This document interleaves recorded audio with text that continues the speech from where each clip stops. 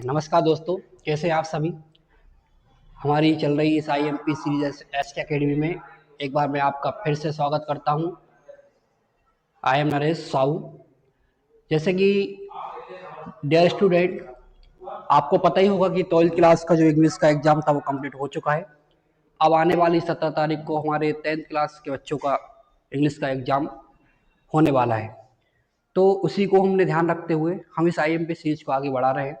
और इस सीरीज में हमारा जो टॉपिक चल रहा है वो एक्टिव एंड पैसिव वॉइस का चल रहा है, जिसमें हमने प्रीवियस इसकी 2-3 वीडियो आपके लिए अपलोड करा दी गई है। इसमें इसके जो भी बेसिक स्ट्रक्चर है वो आपको एक्सप्लेन किए गए हैं।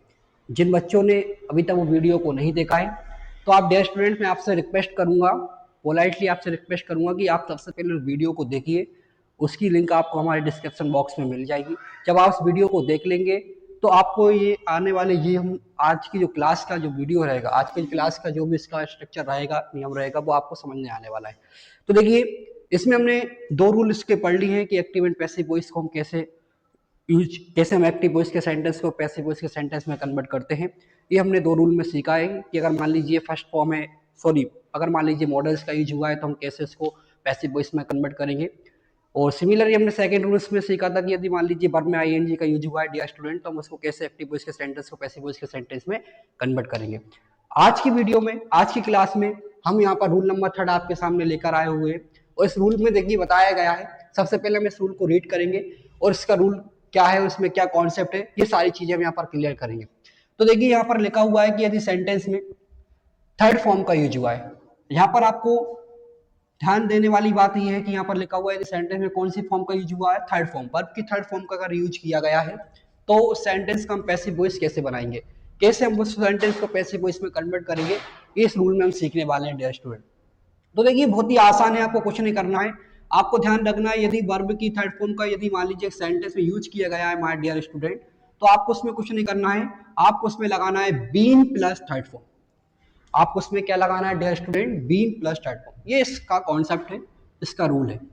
तो हमें क्या लगाना है, बीन प्लस थर्ड फॉर्म लगाना है और सेंटेंस का क्या बन जाएगा, पैसिव वॉइस बन जाएगा। पर ये है तो आसान, इसमें पर होता क्या है बच्चों में, आपको बताऊं, बहुत सारे बच्चों का ये कंफ्यूजन रहता है कि उनको ये समझने नहीं आता कि दिया वर्ब थर्ड फॉर्म है कि सेकंड फॉर्म है।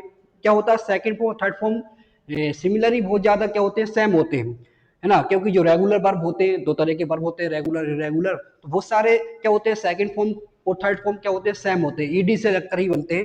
तो उसमें बहुत सारे बच्चों को कंफ्यूजन रहता है कि सेकंड फॉर्म है कि थर्ड फॉर्म है।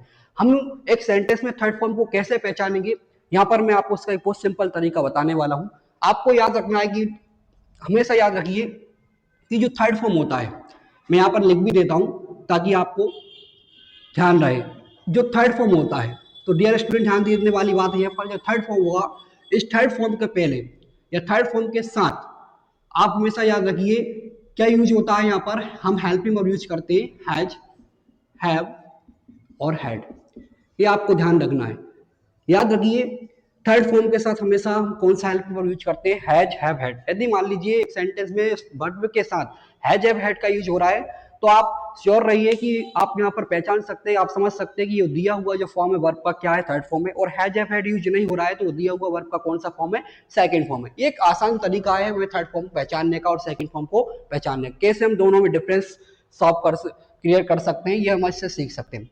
तो आई होप आपको समझ में आया होगा कि थर्ड फॉर्म हम कैसे पहचानेंगे। हैज, हैव के साथ हमेशा थर्ड फॉर्म लिखा जाता है डियर स्टूडेंट। अब देखिए एक सेंटेंस हम इसका लिखते हैं, एक सेंटेंस लिखने के बाद हम उसको कैसे कन्वर्ट करेंगे पैसिव वॉइस में, और इस रूल को हम कैसे इसमें कॉन्सेप्ट को लगाएंगे, वो हम सीखने वाले हैं। तो देखिए एक सेंटेंस मान लीजिए मैंने आपको यहाँ पर लिख दिया है, मैंने सेंटेंस बोल दिया है कि have you have completed you have completed this task. तो डियर स्टूडेंट ये सेंटेंस मैंने लिखा है, you have completed this task, और एग्जामिनर ने आपसे कहा है कि चेंज द वॉइस, इसे आप वॉइस में चेंज कीजिए।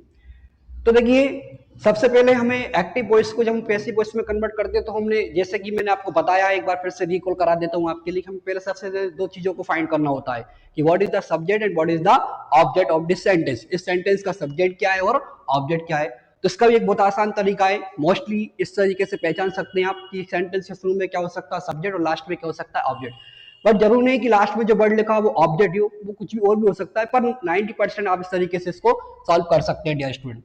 तो देखिए अगर हम यहाँ पर देखें तो माय डियर स्टूडेंट यहाँ पर सब्जेक्ट क्या हो सकता है आपका यू, और ऑब्जेक्ट क्या हो सकता है डिस टास्क। तो हमें क्या करना होगा, इस डिस टास्क को यू के प्लेस पर ले जाना होगा और यू को कहाँ लाना होगा, डिस टास्क के प्लेस पर लाना होगा डियर स्टूडेंट। तो देखिए हमें डिस टास्क को यू के प्लेस पर लिखेंगे और यू को कहाँ लिखेंगे, डिस टास्क के प्लेस पर लिखेंगे। तो ये पहला हमारा इसमें क्या होगा, चेंजेस होगा। तो देखिए डियर स्टूडेंट हम यहाँ पर लिख देंगे क्या, डिस टास्क। अब हम यू को जब इस ऑब्जेक्ट के प्लेस पर लेके आएंगे तो यू का क्या होता है, यू ही आएगा। सीखा ना, आई का मी होता है, विकास होता है, ऐसे यू का भी क्या होता है यू। पर यू को हम जब ऑब्जेक्ट के प्लेस पर लिखेंगे तो इसे सिंगल नहीं लिखेंगे, इसे प्रीपोजिशन के साथ लिखेंगे। हम कौन सा प्रीपोजिशन यूज करते हैं इसमें, बाय। तो हम इसको क्या बोलेंगे, बाय यू। यू को सिंगल नहीं लिखेंगे, हम क्या बोलेंगे, बाय यू। अब देखिए यहाँ पर हेल्प, ये कौन सा फॉर्म है, थर्ड फॉर्म। देखिए हैव कंप्लीटेड लिखा है, मतलब ये कौन सा फॉर्म है, थर्ड फॉर्म है। अगर यहाँ पर हैव नहीं लिखा होता तो फिर ये कौन सा फॉर्म होता, सेकंड फॉर्म होता। तो ये तरीका है सेकंड फॉर्म और थर्ड फॉर्म को पहचानने का। सबसे पहले देखिए अगर मान लीजिए यहाँ पर हैव इस वर्ब के साथ देखिए हैव लिखा हुआ है तो ये थर्ड फॉर्म है। अगर मान लीजिए हैव नहीं होता तो फिर ये कौन सा फॉर्म होता, सेकंड फॉर्म होता। अभी यहाँ पर ये कौन सा फॉर्म है डियर स्टूडेंट, थर्ड फॉर्म है। कैसे पता चल रहा है कि इसके पहले क्या लिखा हुआ है। तो हेल्पिंग वर्ब क्या होती है, हैज हैव हैड होती है। तो आपको पता ही होना चाहिए हैज हैव प्रेजेंट में यूज करते हैं और हैड हम कहाँ यूज करते हैं, पास्ट में यूज करते हैं। ऐसे फ्यूचर में भी यूज किया जाता है, शैल हैव और विल हैव। तो देखिए यहाँ पर हेल्पिंग वर्ब है, पर यहाँ पर देखिए डिस टास्क को अगर हम देखें सिंगुलर है तो सिंगुलर के साथ हम यहाँ पर हैव यूज नहीं करेंगे डियर स्टूडेंट। यहाँ पर हम क्या यूज करेंगे, हैज। इस हैव की जगह पे अब हम क्या यूज करने वाले हैं, हैज। डिस टास्क सिंगुलर है, सिंगुलर से नाउन है, इसलिए अब इसमें क्या यूज करेंगे, हैज। अब देखिए हमें कौन सा रूल लगाना है, बीन प्लस थर्ड फॉर्म। अब इसमें सबसे अच्छी बात है कि पैसिव वॉइस में थर्ड फॉर्म का यूज होता है, तो थर्ड फॉर्म तो पहले से ही है। इस थर्ड फॉर्म के पहले आपको क्या जोड़ना है, बीन। तो ये क्या बनेगा, बीन कंप्लीटेड। क्या बनेगा, बीन कंप्लीटेड। इस कंप्लीटेड की जगह पर हम क्या लिखेंगे, बीन कंप्लीटेड। तो ये आंसर हो जाएगा डियर स्टूडेंट। तो आशा करता हूं आपको ये सेंटेंस समझ में आया होगा कि हमने कैसे एक्टिव वॉइस के सेंटेंस को पैसिव वॉइस में चेंज किया है। अगर मान लीजिए सेंटेंस आपको नहीं समझ में आया तो एक सेंटेंस का एग्जांपल और देते हैं यहाँ पर। देखिए सेंटेंस लिखा हुआ है, मैंने कहा है, लिखा है क्या, सी हैज। देखिए dear student, she has plucked flowers. She has plucked flowers. और एग्जामिनर ने आपसे कहा है कि चेंज द वॉइस, इसे आप वॉइस में चेंज कीजिए, इसका पैसिव वॉइस बनाइए। तो पहले हमें दो चीजों को फाइंड करना है कि what is the subject. Subject यहाँ पर क्या है, सी, एंड ऑब्जेक्ट क्या है यहाँ पर, फ्लावर्स। तो वही तरीका है, फ्लावर्स को हम सी के प्लेस पर लिखेंगे और सी को कहां पर लिखेंगे, फ्लावर्स के प्लेस पर लिखेंगे डियर स्टूडेंट। ये हमारा पहला चेंजेस होगा। तो देखिए हम इसका आंसर बनाएंगे डियर स्टूडेंट, क्या बनेगा, यहाँ पर हम लिखेंगे फ्लावर्स। सभी लोग ध्यान से देखिए, हम यहाँ पर क्या लिखने वाले हैं, फ्लावर्स। इसके बाद देखिए, और हम इस सी को जब हम इस फ्लावर्स के ऑब्जेक्ट के प्लेस पर लिखेंगे तो इसका क्या होगा, हर। और हर को हम किसके साथ लिखेंगे, बाय के साथ। तो ये हो जाएगा बाय हर। क्लियर। अब देखिए कैसे पता चल रहा है कि थर्ड फॉर्म है, तो को हैज प्लग लिखा है, मतलब इस फ्लैग के पहले हमने क्या यूज किया, हैज। तो ये थर्ड फॉर्म है, अगर ये हैज नहीं होता तो सेकंड फॉर्म है। इससे आप पहचान सकते हैं। अच्छा हेल्पिंग यहाँ पर क्या है, हैज और हैव। हमें पता है डियर स्टूडेंट, जो प्लूरल थिंग्स होती है उसके साथ हम हैव यूज करते हैं, और सिंगुलर थिंग्स होती है उसके साथ हम क्या यूज करते हैं, पर यहाँ पर देखिए फ्लावर्स एक से अधिक है। अगर मान लीजिए ये फ्लावर होता तो हम यहाँ पर हैज यूज कर सकते थे, वर्ड यहाँ पर अभी ये फ्लावर नहीं, क्या है, फ्लावर्स। फ्लावर्स मतलब एक से अधिक है। अब यहाँ पर हम हैज की जगह पर, इस हैज की प्लेस पर हम क्या यूज करेंगे डियर स्टूडेंट, हैव।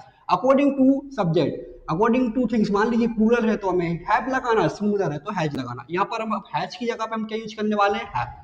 यहाँ पर हमने हैज की प्लेस पर हैव लिख दिया डियर स्टूडेंट। अब थर्ड फॉर्म का रूल क्या है, बीन प्लस थर्ड फॉर्म। इस प्लग का हम क्या कर देंगे, बीन प्लग। इस प्लग के प्लेस पर हमें अब क्या लिखना पड़ेगा, बीन प्लग। थर्ड फॉर्म तो पहले ही होता है, पर आपको उसके पहले क्या लिख देना है, बीन। तो ये हो गया बीन प्लग, और इसका क्या हो गया, आंसर हो गया वाई हर। तो dear student, this is very simple trick. ये बहुत ही सिंपल ट्रिक है ना, to change active voice into passive voice. Active voice को किसमें चेंज करने की, पैसिव वॉइस में। तो ये हमारा रूल नंबर थर्ड था। अब इसके बाद इसका एक लास्ट रूल और बचता है, वो रूल हम नेक्स्ट वीडियो में आपको लेकर आएंगे। अभी आप इस वीडियो को देखिए और इसको अपने दोस्तों फ्रेंडों में शेयर कीजिए। डियर स्टूडेंट, ऐसी वीडियो को देखने के लिए आप हमारे चैनल के साथ जुड़िए। एसके अकेडमी ऐप को आप डाउनलोड भी कर सकते हैं प्ले स्टोर से। उस पर आपके इसके सारे PDF नोट्स भी आपको अवेलेबल कराए जाएंगे। थैंक यू, जय हिंद, धन्यवाद, थैंक यू वेरी मच।